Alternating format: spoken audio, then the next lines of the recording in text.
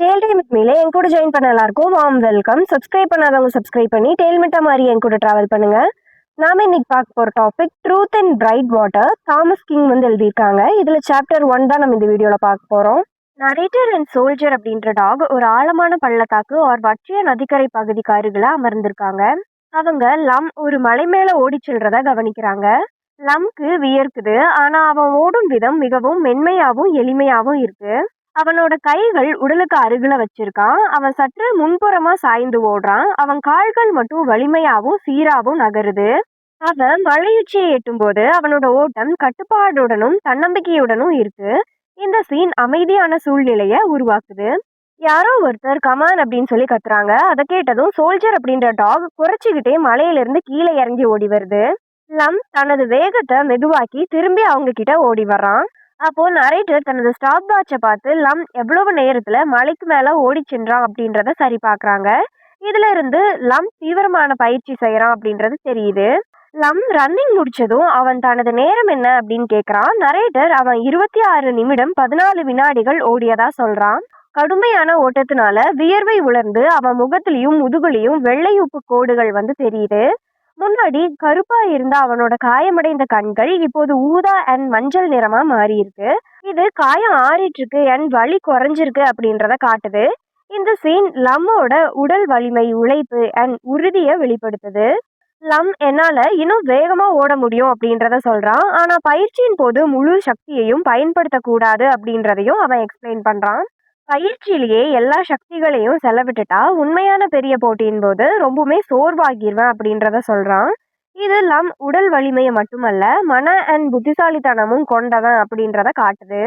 அவன் திட்டமிடலும் கட்டுப்பாடும் சரியான நேரத்துல சக்தியை சேகரிச்சு பயன்படுத்தும் அறிவும் கொண்டவன். லம் தனது பையில இருந்து சிகரெட்டையும் துப்பாக்கியையும் எடுக்கிறான். அவன் புகைப்பிடிக்கிறத நிறுத்திட்ட அப்படின்னு முன்னாடி சொன்னையே அப்படின்னு சொல்லி நரேட்டர் வந்து கேக்குறாரு. ஆனாலும் நகைச்சுவையா பதில் சொல்லி அதை பெருசா எடுத்துக்காம அப்படியே அதை கடந்து போயிடுறான். அதுக்கப்புறம் துப்பாக்கியில அவன் குண்டுகளை வந்து நிரப்புறான். லம் ஒரு க்ரீ ஓட்டப்பந்தய வீரரை பத்தி பேசுறான். க்ரீ அப்படின்றது கனடா நாட்டின் பழங்குடி மக்களின் இனங்களில் ஒண்ணு. அந்த வீரர் மீண்டும் போட்டியில கலந்துக்குவாரா அப்படின்னு சொல்லி அவன் யோசிக்கிறான். கடந்த வருடம் அந்த ஓட்ட வீரர் உடல்நல குறைவால தோத்துட்டாரு அப்படின்னு சொல்லி லம் சொல்றான். ஆனா இந்த வருஷம் நான் தான் எளிதா வெற்றி பெறுவேன் அப்படின்னு சொல்லி தன்னம்பிக்கையோட பேசுறான்.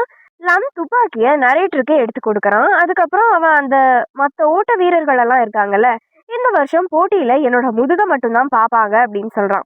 அதாவது போட்டியில அவன் மிகவும் முன்னிலையில இருப்பான் அப்படின்றத தன்னம்பிக்கையோட சொல்றான். லம் 2 கோடை காலங்களுக்கு முன்பே துப்பாக்கியை எடுத்து செல்ல தொடங்கிட்டான். இது லம்போட அப்பாவுக்கு சொந்தமானது அப்படின்னு சொல்லி நரேட்டர் முதல்ல நினைக்கிறாரு.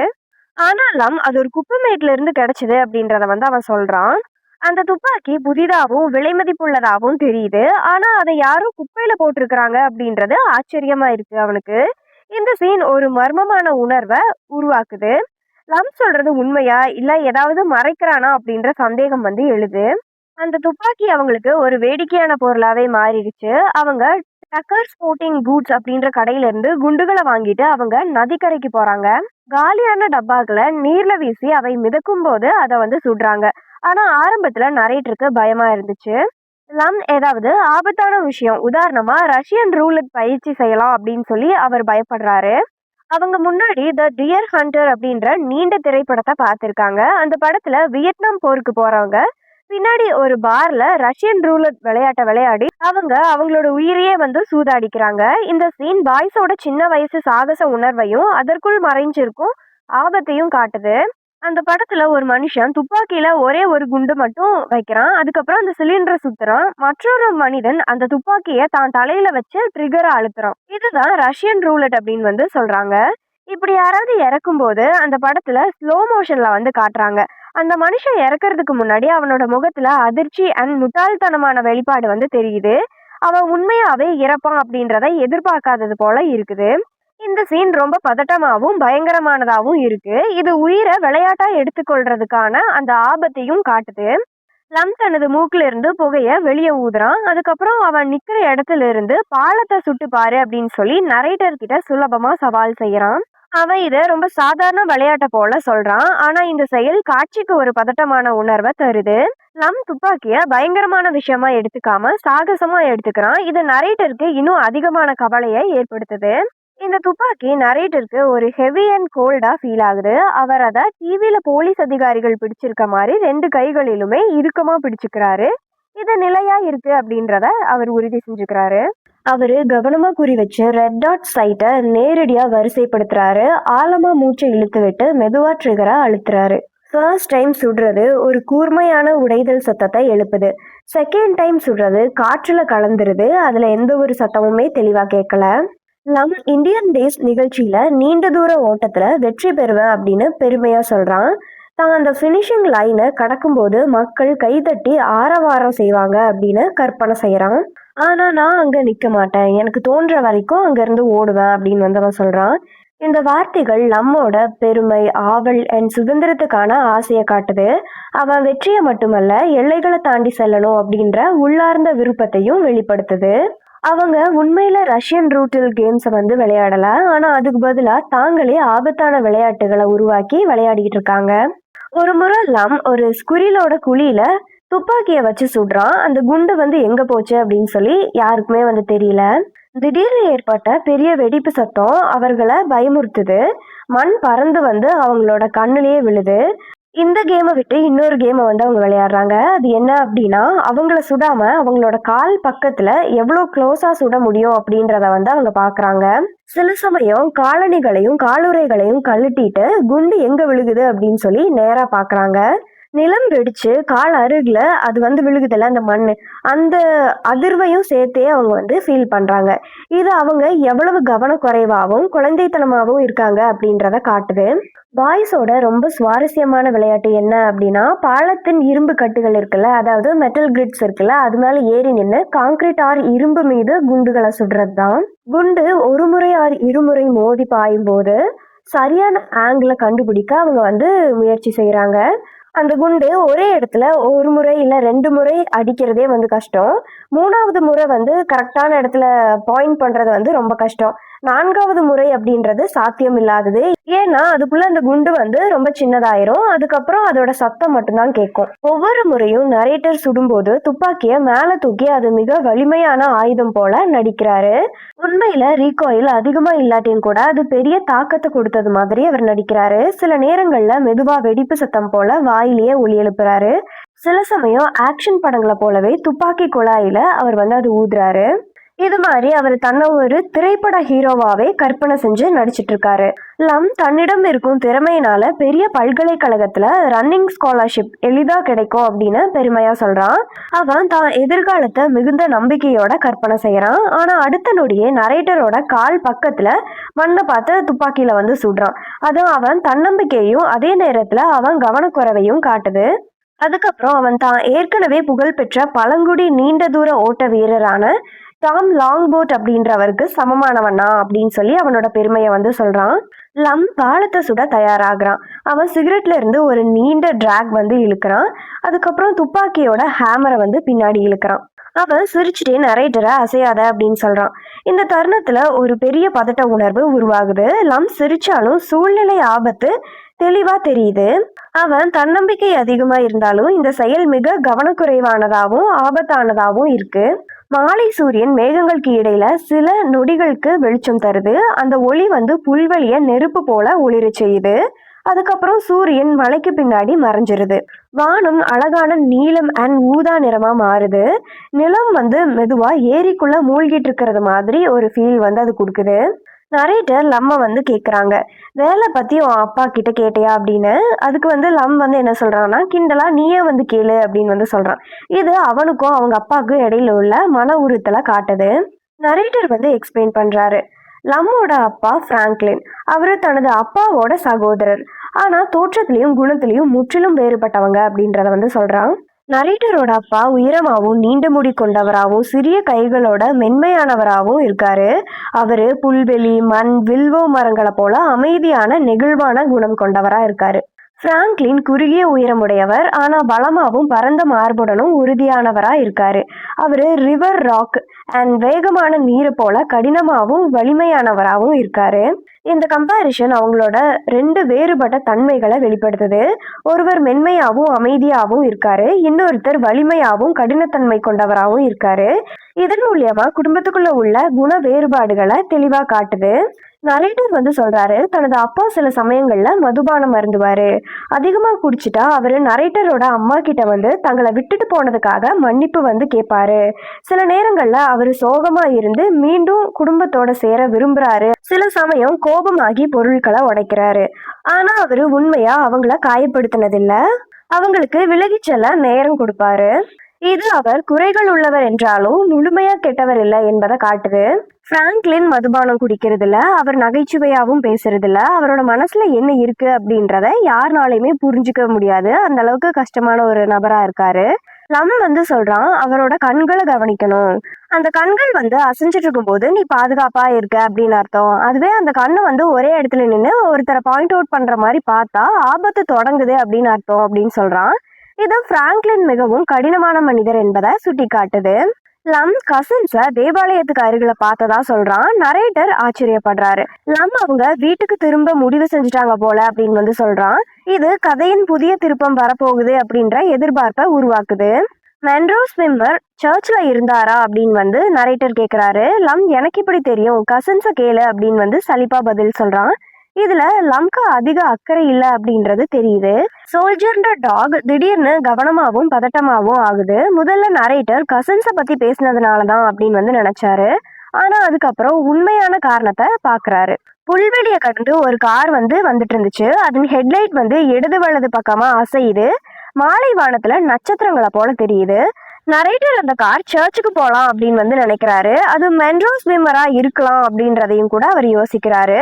லம் அந்த பெரிய காரை யாராவது பார்த்துருக்கீங்களா அப்படின்னு கிண்டலா கேட்குறான். கார் ஃபர்ஸ்ட் சர்ச்சை நோக்கி போறது மாதிரி தெரிஞ்சிச்சு. ஆனா திடீர்னு நதியை நோக்கி திரும்பி பள்ளத்துல போய் மறைஞ்சிருச்சு. கார்ல யார் வராங்க அப்படின்னு அவங்க ஆச்சரியப்படுறாங்க. அது டூரிஸ்டா இருக்கலாம் அப்படின்னு சொல்லி அவங்க நினைக்கிறாங்க. ஆனா லம் சொல்றான், சுற்றுலா பயணிகள் வர ரோடு இருக்கணும், அந்த இடத்துல ரோடே இல்லை அப்படின்றதுனால இது டூரிஸ்டா இருக்க வாய்ப்பு இல்லை அப்படின்னு அவன் சொல்றான். அப்போ நரேட்டர் லம்க்கு நினைவுபடுத்துறாங்க, ஒரு முறை ஒரு ஜெர்மன் கப்பிள்ஸ் சாலை இல்லாத இடத்துக்கும் கூட வந்திருக்காங்க அப்படின்றத நினைவுபடுத்துறான். அதை கேட்டதுக்கு அப்புறம் லம் கவனமா பார்த்து அந்த கார் ஹார்ன்ஸ் அப்படின்ற இடத்துக்கு போகுது அப்படின்றத உணர்றான்.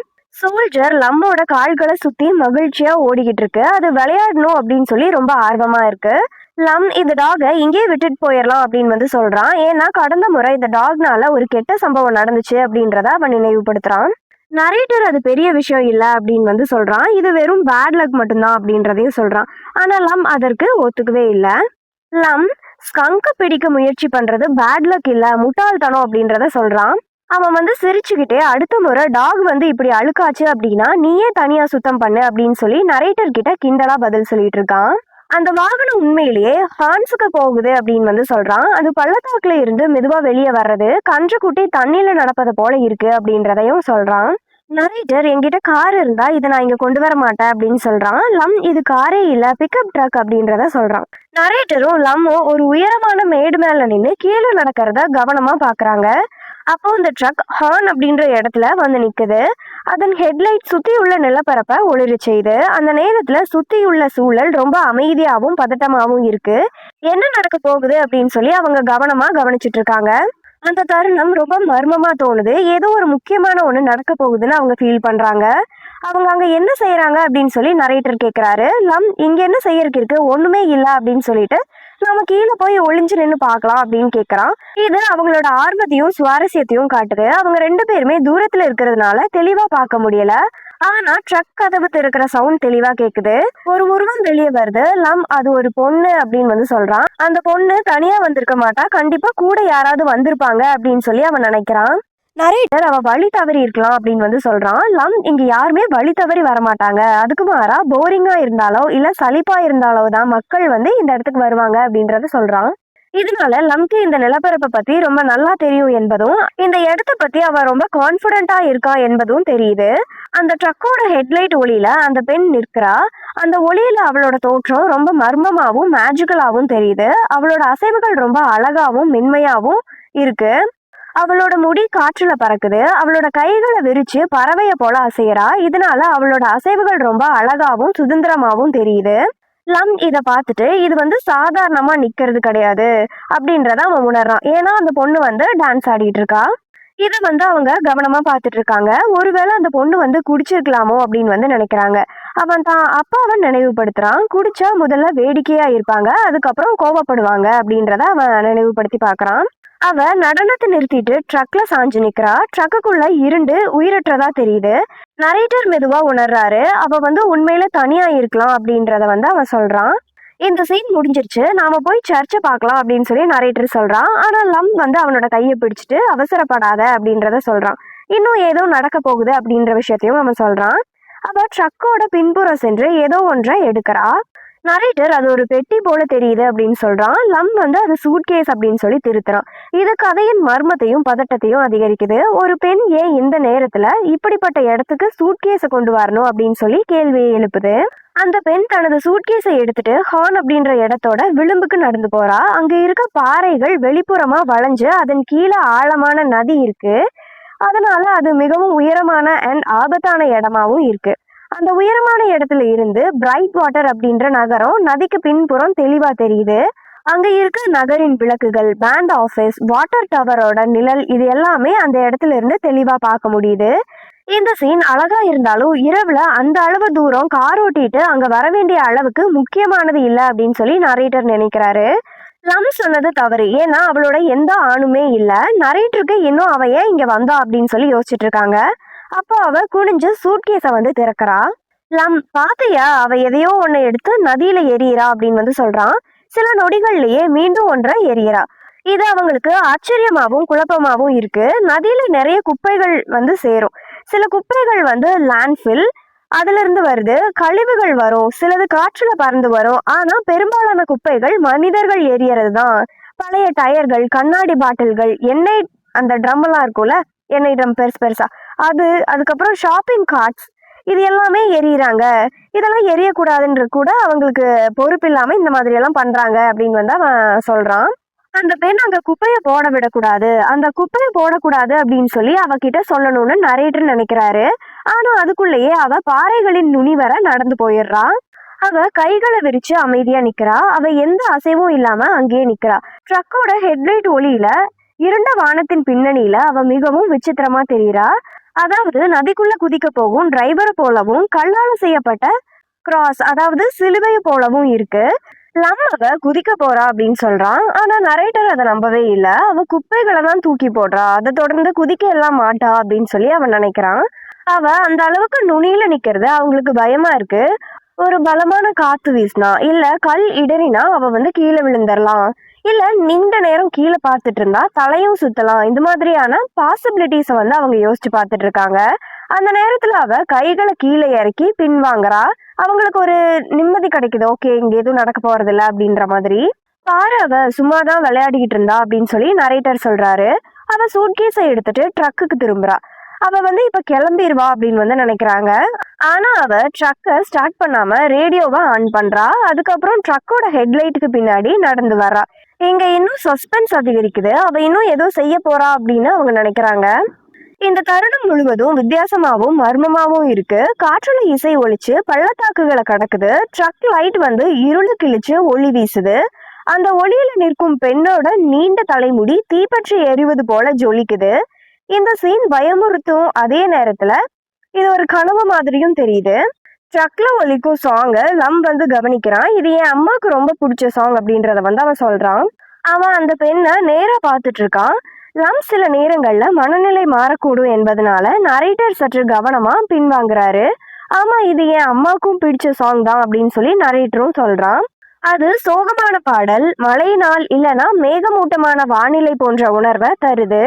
இசையால சூழல் மேலும் சோகமாகுது. அந்த பெண் முதல்ல மெதுவா நடக்க தொடங்குறா. அதுக்கப்புறம் வேகம் அதிகரிக்குது.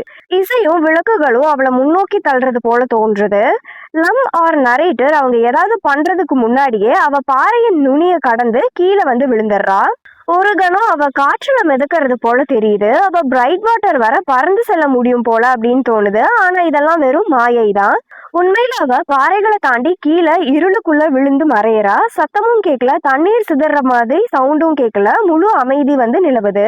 லம் தான் முதல்ல செயல்படுறான். சிகரெட் துண்டுகளை கீழே போட்டு நசுக்கிட்டு அவனோட ஷூஸை டைட் பண்ணிட்டு நேரத்தை பாத்துக்கோ அப்படின்னு சொல்லி கத்திக்கிட்டே அவன் கீழே ஓடுறான். நரேட்டரும் அவனை பின்தொடர்ந்து ஓட முயற்சி பண்றான். ஆனா லம்மோட வேகத்துக்கு இவனால ஈடு கொடுக்க முடியல. சோல்ஜரும் வேகமா முன்னாடி ஓடி வருது. நரேட்டர் பாலத்தை அடையும் போது லம் ஏற்கனவே கான்கிரீட் கம்பியின் மேல ஏறிட்டு இருக்காரு. லேடர் மேல ஏறு, அவன் மேல மெதுக்குனா என்கிட்ட சொல்லு அப்படின்னு சொல்லி அவன் கத்துறான். நரேட்டர் சேஃப்டி லேடர் மேல ஏறாரு. கீழே பார்க்க முயற்சி பண்றாரு. நதி கருமையா தெரியுது. பாறைகளை தட்டி ஓடும் நீரோட சத்தம் தான் கேக்குது. அந்த சத்தம் பதட்டத்தை அதிகரிக்குது. லம் கீழே இருந்து ஏதாவது தெரியுதா அப்படின்னு சொல்லி கத்துறான். பதட்டம் ரொம்ப அதிகரிக்குது. அவ உயிரோடு இருக்கிறாளா, நீர்ல தோன்றுவாளா அப்படின்ற எதிர்பார்ப்பு அதிகரிக்குது. அந்த பெண் குன்றுல இருந்து ஆத்துக்குள்ள விழுந்திருக்கா. அதனால லம் அண்ட் நரேட்டர் அவளை நீர்ல காண முயற்சி பண்றாங்க. ஒரு சத்தமாவது கேக்குதா அப்படின்னு சொல்லி எதிர்பார்க்கறாங்க. ஆனா எந்த ஒரு சத்தமுமே கேட்கல. அடையாளம் எதுவுமே இல்லை. இது மிக வியப்பாவும் பயங்கரமாவும் இருக்கு. நிலா வெளிச்சத்துல ஆற்றின் மேல ஒளி வீசுது. சில நேரங்கள்ல நீர்ல நிழல் அசையுது. நரேட்டர் அது தலையா இல்ல கையா அப்படின்னு நினைக்கிறாரு. ஆனா அது வெறும் அலைகளும் கற்களும் தான். அந்த பெண்ணோட எந்த சுவடுமே இல்ல. அவ நம்மள கடந்து போகல அப்படின்னு சொல்லி லம் நம்புறான். அவன் ரொம்ப தன்னம்பிக்கை கொண்டவன் அண்ட் பிடிவாத குணமும் அவனுக்கு இருக்கு. அவன் தனது ஓட்ட நேரத்தை பத்தி கேக்குறான். இது முக்கியமான நேரத்திலயும் வேகம் அண்ட் திறமைய பத்தி நினைக்கிறான். இது அவனோட போட்டி மனப்பான்மைய காட்டுது. அவரு ஆற்றங்கரையை தொடர்ந்து நடக்கிறாரு. பாதை சேரும் இருளும் நிறைஞ்சிருக்கு. அவரு பள்ளத்தாக்குல ஏறி இறங்குறாரு. சில நேரங்கள்ல தாழ்ந்த நீருக்குள்ள நடக்கிறாரு. அவ உயிரோட இருக்கலாம் அப்படின்னு நினைச்சு சத்தம் போட்டு கத்திக்கிட்டு அவளை கூப்பிட்டுட்டே நடந்துட்டு இருக்காங்க. நரேட்டர் குளிரவும் பயமும் உணர்றாரு. அவர் அவ இறந்துருக்கலாம் அப்படின்னு சொல்றாரு. பாலத்தின் மேல இருந்து குதிச்சிருந்தா நிச்சயம் இறந்திருப்பா. ஆனா ஹார்ன்ஸ்ல இருந்து குதிச்சதுனால உயிர் பிழைக்க வாய்ப்பு இருக்கு அப்படின்னு இவர் சொல்றாரு. லம் சொல்றாரு. ஏன்னா அவரு நானே பலமுறை மேல இருந்து அடிக்கடி குதிச்சு பார்த்திருக்கேன் அப்படின்னு சொல்றாரு. இது அவரோட தைரியத்தையும் அதே நேரத்துல ஆபத்தான இயல்பையும் காட்டுது. இருளையும் பனியிலையும் எதையும் கண்டுபிடிக்க முடியாது அப்படின்னு சொல்லி நரேட்டர் நினைக்கிறாரு. ஆனா லம் தேடுறதை நிறுத்த மாட்டாரு அப்படின்றதும் அவருக்கு தெரியும். லம் காலடி தடங்களை தேடலாம் அப்படின்னு சொல்றான். ஆற்றின் ஓட்டம் அவளை கரைக்கு கொண்டு வந்திருக்கலாம், அதனால தேடி பார்க்கலாம் அப்படின்னு சொல்றான். இது லம்மோட பிடிவாதத்தையும் உறுதியையும் காட்டுது. லம் நீர்ல ஒரு ரப்பர் கையுறைகளை கண்டுபிடிக்கிறாரு. அது பலூன் மாதிரி ஊதிட்டு கிண்டல் பண்றாரு. இது வீங்கிய வெண்மையா இருக்கும், கைகளை போல இருக்கு அப்படின்னு அவ சொல்றான். நரேட்டர் வெறுப்பையும் பயத்தையும் உணர்றாரு. இந்த சீன் நீர்ல மிதக்கும் மரணத்தின் சின்னமா தோன்றுது. அவங்க மீண்டும் ஹார்ன்ஸ் மேல ஏறுறாங்க. மலைச்சரிவு கடினமாவும் சறுக்கலாவும் இருக்கு. புல்ல பிடிச்சு கையில மண்ணை தோண்டி அவங்க மேலே ஏறுறாங்க. பின்னாடி ஒரு சிறிய கற்கள் கீழே உருண்டு விழுகுது. இது உடல் சிரமத்தையும் பதட்டத்தையும் காட்டுது. அவங்க மேல போய் பார்த்தப்போ அந்த ட்ரக் காணாம போயிருந்துச்சு. முன்னாடி அது விளக்குகளோட இருந்துச்சு. இப்போ முழு அமைதி. ட்ரக்கையும் அங்க காணோம். இசையும் அங்க இல்லை. இது மர்மத்தையும் ஒரு பதட்டத்தையும் அதிகரிக்குது. போலீஸ் கிட்ட சொல்லலாம் அப்படின்னு சொல்லி நரேட்டர் சொல்றாரு. லம் அதை மறுக்கிறான். போலீஸ் இந்தியர்களை குற்றவாளிகளா காட்ட விரும்புவாங்க அப்படின்றத சொல்றான். எடி விசில் ஹெட் இறந்ததை நினைவுபடுத்துறாரு. இது இனவெறி அண்ட் அநியாயத்தை காட்டுது. லம் அதிகாரிகளை நம்பல. திடீர்னு லம் துப்பாக்கியை எடுத்து புல்வெளியை பார்த்து சுடுறான். சோல்ஜர் தன்னை தாக்க முயன்றதா நினைக்கிறாரு. துப்பாக்கி சத்தம் இரவுல எதிரொலிக்குது. நரேட்டர் அதிர்ச்சி அடைகிறாரு, பயப்படுறாரு. இந்த தருணம் ஆபத்தையும் பதட்டத்தையும் காட்டுது. ஃபர்ஸ்ட் சோல்ஜர் சும்மா விளையாடுறான் அப்படின்னு தான் நினைச்சாங்க நரேட்டர். ஆனா சோல்ஜர் புல்வெளியில மறைஞ்சு வித்தியாசமான சத்தத்தை செய்யுது. அது கரகரப்பாவும் வாந்தி எடுப்பது போலவும் சத்தம் கேக்குது. அது பதட்டத்தையும் பயத்தையும் உருவாக்குது. முதல்ல அது ஒரு பந்து அப்படின்னு நினைக்கிறாங்க. ஆனா நிலவொளியில உண்மை தெரியுது. அது ஒரு மனித தலையெலும்பு, ஸ்கல் தான். அந்த ஸ்கல்ல கண்ணோட குழி இருக்கும்ல, அதை சிவப்பு ரிப்பன்னால கட்டப்பட்டிருக்குது. இந்த அதிர்ச்சி காட்சி சூழ்நிலைகளை முற்றிலும் மாத்துது. லம் அதை பார்த்து பயப்படலாம் இல்ல, அவர் அந்த ஸ்கல்ல பார்த்து கிண்டல் பண்றாரு. அது யோயோ போல இருக்கு அப்படின்னு சொல்றாரு. ரிப்பனோட நிறத்தை பார்த்து அவர் பாராட்டுறாரு. இது அவரோட வித்தியாசமான பயமற்ற சில நேரங்கள்ல உணர்வில்லாத இயல்பை காட்டுது. அவரு தீவிரமான சூழ்நிலையும் நகைச்சுவையால மறைக்கிறாரு. அந்த ஸ்கல் அந்த பெண் எரிஞ்சிருக்கலாம் அப்படின்னு சொல்லி அவர் சொல்றாரு. இதனால அந்த ஸ்கல்லுக்கும் அந்த மர்மமான பெண்ணுக்கும் ஏதோ தொடர்பு இருக்கு அப்படின்றத லம் உறுதிப்படுத்துறாரு. இது கதையின் மர்மத்தை அதிகரிக்குது. அவளோட பின்னணியில ஏதோ இருண்ட விஷயம் இருக்கலாம் அப்படின்றத சுட்டி காட்டுது. அவங்க திரும்பி போற வழியில அந்த வேலி சேதமடைஞ்சிருக்கு. அதுக்கப்புறம் ஒரு போர்டு வச்சிருந்தாங்க, ஒரு எச்சரிக்கை பலகை, அங்க யாரும் வரக்கூடாது அப்படின்ற மாதிரி. அந்த பலகையுமே அங்க இல்ல அப்படின்றத அவங்க கவனிக்கிறாங்க. இதனால இந்த இடத்துல விதிகளும் சட்டங்களும் மதிக்கப்படல, உடைக்கப்பட்டிருக்கு அப்படின்றத காட்டப்பட்டிருக்கு. இந்த சம்பவம் மூலியமா கதையின் உலகம் பாதுகாப்பற்றதாகவும் நிலையற்றதாகவும் இருக்கிறதா உணரப்படுது. அந்த பெண் தான் அம்மாவா இருக்கலாம் அப்படின்னு சொல்லி சொல்றான். சில நேரங்கள்ல அவனோட அம்மா இறந்ததா அவன் நினைவுல வச்சிருக்கான். ஆனா ஒரு சில நேரங்கள்ல அவனோட அம்மா இறந்ததை மறந்துடுறான். இதனால நம்மோட மனசுல மிகுந்த உணர்ச்சி, குழப்பமும் வலியும் இருக்கு அப்படின்றது தெரிய வருது. அவன் இன்னும் தான் அம்மாவோட மரணத்தை முழுமையா ஏத்துக்கல அப்படின்றதும் இதுல இருந்து தெரிய வருது. நம்ம நரேட்டரும் ஒரே விஷயம் சொல்றாங்க. அவன் நரேட்டரோட அம்மாவும் பிரைட் வாட்டர் நகரத்துக்கு மீண்டும் திரும்பணும் அப்படின்னு அவன் சொல்றான். சொல்றது என்ன அப்படின்னா, நரேட்டரோட அம்மா ட்ரூத் அப்படின்ற இடத்துக்கு வந்தது நரேட்டரோட அப்பாவால தான் அப்படின்னு அவன் நினைக்கிறான். அதுக்கு நரேட்டர் தனது அப்பாவும் அம்மாவும் எகெயின் ஒன்னா சேரணும் அப்படின்னு சொல்றான். இந்த உரையாடல் மூலமா கதையில குடும்பங்கள் உடைஞ்சிருக்கு அப்படின்றதையும், உறவுகள் நிலையானதா இல்லாம குழப்பமா இருக்கு அப்படின்றதையும் தெரியுது. அன்ஸ்டேபிள் ரிலேஷன்ஷிப் இருக்கிறத வெளிப்படையா காட்டியிருக்காங்க இந்த சீன் மூலியமா. அந்த ஸ்கல்ல காற்றுல எறிகிறான். அதுக்கப்புறம் அந்த ஸ்கல்ல துப்பாக்கி முனையில கொடி போல வச்சு விளையாடிட்டு இருக்கான். அவன் அது ஒரு பொம்மையை போல நடத்துறான். பொதுவா ஸ்கல் அப்படின்னா மரணம் அண்ட் பயத்தை குறிக்கும். ஆனா அவன் அதை பத்தி பெருசா எடுத்துக்கவே இல்லை. ரொம்ப சாதாரணமாவும் விளையாட்டாவும் தான் அதை எடுத்துக்கிறான். இதெல்லாம் மரணத்தையும் ரொம்ப வித்தியாசமான முறையில பாக்குறான் என்பதை காட்டுது. மற்றவர்களை போல அவன் உணர்ச்சிகளை காட்டல. ஸ்கல்லோட விளையாடுறதும் நகைச்சுவையா நடத்துறதும் அவன் உள்ளுக்குள்ள இருக்கும் பயம் அண்ட் துக்கத்தை மறைக்க ஒரு வழியா இருக்கலாம் அப்படின்றத காட்டுது. ஆனா நம்மோட நகைச்சுவை அண்ட் விளையாட்டு அந்த பிஹேவியர் உண்மையில அவன் மரணத்தையும் உண்மையை சமாளிக்கவும் முயற்சிக்கிறான் அப்படின்றத காட்டுது. அவன் இந்தியன் டேஸ் பத்தி பேசுறான். செரிக்கி மக்கள் ஓக்லஹோமாக்கு செல்றது குறித்து பேசுறாங்க. பாரம்பரியமும் நவீன வாழ்க்கையும் கலந்து காணப்படுது. இது அவர்களின் பழங்குடி அடையாளத்தையும் கலாச்சார நகர்வையும் காட்டுது. துப்பாக்கியையும் ஸ்கல்லையும் எடுத்துக்கிட்டு அவன் பாலத்துல நடக்கிறான். அவன் பவ்வம் போல கூவி கத்துறான். அவன் ஒரு நடன கலைஞரை போல நகர்றான். ஆனா அது ரொம்ப ஆபத்தானது. ஏன்னா அந்த பாலம் பழுதடைஞ்சிருக்கு. பாலத்தின் வளைவை கடந்து மறைஞ்சிடறான். ஆற்றின் மேல பனி படவி இருக்கு. ஒளியில ஸ்கல் பிரகாசமா தெரியுது. இது மர்மத்தையும் சிம்பாலிக்கையும் கொண்ட ஒரு காட்சியா இருக்கு. இந்த சீன் பதட்டத்தையும் உறுதியற்ற நிலையோடையும் முடியுது. இதோட சாப்டர் 1 கம்ப்ளீட் ஆயிடுச்சு. இது வரைக்கும் டேல் டைம் வித் மீல என் கூட டைம் ஸ்பெண்ட் பண்ண எல்லாருக்கும் ரொம்ப நன்றி. வீடியோ பிடிச்சிருந்தா லைக் பண்ணி சப்ஸ்கிரைப் பண்ணிருங்க.